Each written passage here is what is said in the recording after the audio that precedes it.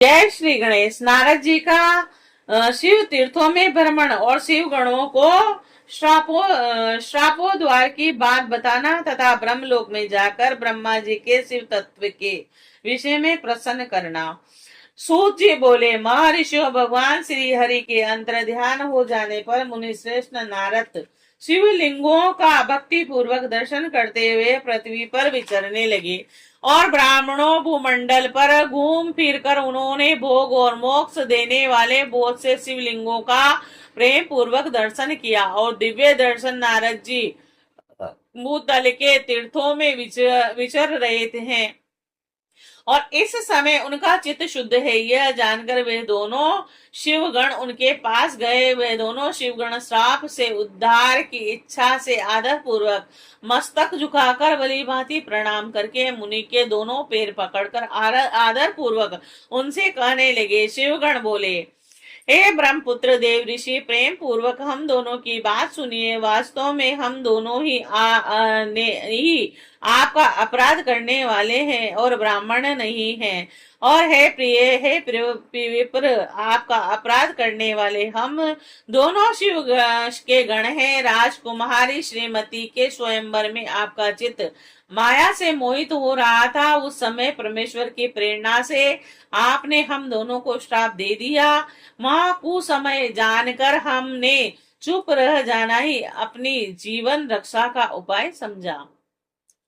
इसमें किसी का दोष नहीं है, हमने अपने कर्म का ही फल प्राप्त हुआ है। प्रभु आप प्रसन्न होइए और हम दोनों पर अनुग्रह कीजिए।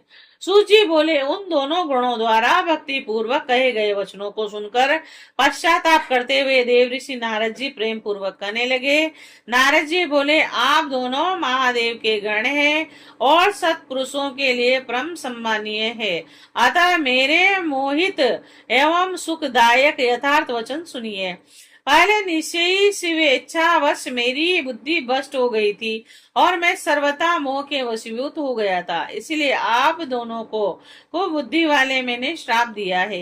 हे शिवगणों, मैंने जो कुछ कहा है वह वैसा ही होगा, फिर भी मेरी बात सुने। मैं आपके लिए शापोद्वार की बात बता रहा हूँ। आप लोग आज मेरे अपराध को क्षमा कर दें।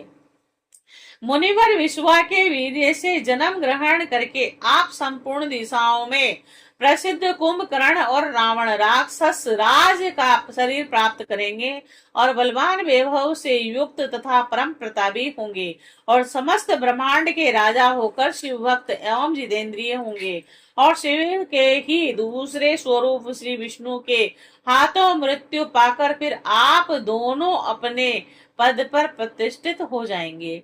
सूची बोले, हम ऋषियों महात्मा नारद मुनि की यह बात सुनकर वह दोनों शिवगण प्रसन्न होकर सानंद अपने स्थान को लौट गए। नारद जी भी अत्यंत आनंदित हो गए और भाव से भगवान शिव का ध्यान तथा शिव तीर्थों का दर्शन करते हुए बारंबार भूमंडल में विचरने लगे। अंत में वह सबके ऊपर विराजमान काशीपुरी में गए, जो शिव जी का प्रिय और शिव स्वरूपणी एवं शिव को सुख देने वाली है।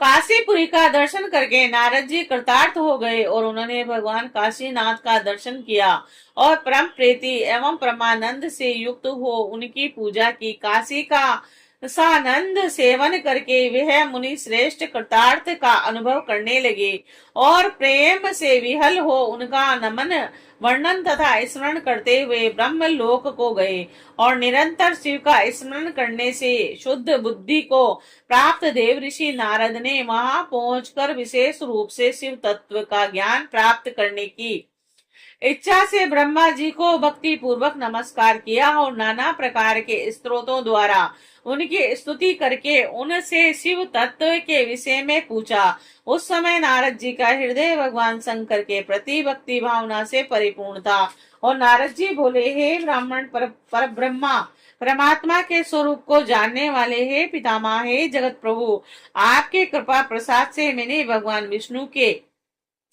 उत्तम महामात्य का पूर्णता ज्ञान प्राप्त किया है।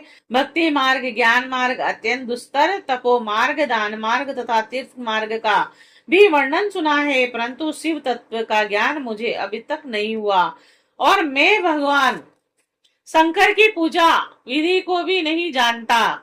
और अतः हे प्रभु, आप क्रम से इन विषयों को तथा भगवान शिव के विविध चरित्रों को मुझसे बताने की कृपा करें। हे तात, शिव तो निर्गुण होते हुए भी सगुण है, और यह कैसे संभव है? शिव के माया से मोहित होने के कारण मैं शिव के तत्व को नहीं जान पा रहा हूँ। और सृष्टि के पूर्व भगवान शंकर किस स्वरूप में अवस्थित रहते हैं और सृष्टि के मध्य में कैसी क्रीड़ा करते हुए स्थिर रहते हैं? सृष्टि के अंत में वे देव महेश्वर किस प्रकार से रहते हैं और संसार का कल्याण करने वाले वे सदाशिव किस प्रकार प्रसन्न रहते हैं? हे विधाता, हे संतुष्ट होकर अपने भक्तों और अन्य लोगों को कैसा फल देते हैं, यह सब हमें बताइए। मैंने सुना है कि भगवान तत्काल प्रसन्न हो जाते हैं, परम दयालु और भक्त के कष्ट को नहीं देख पाते हैं।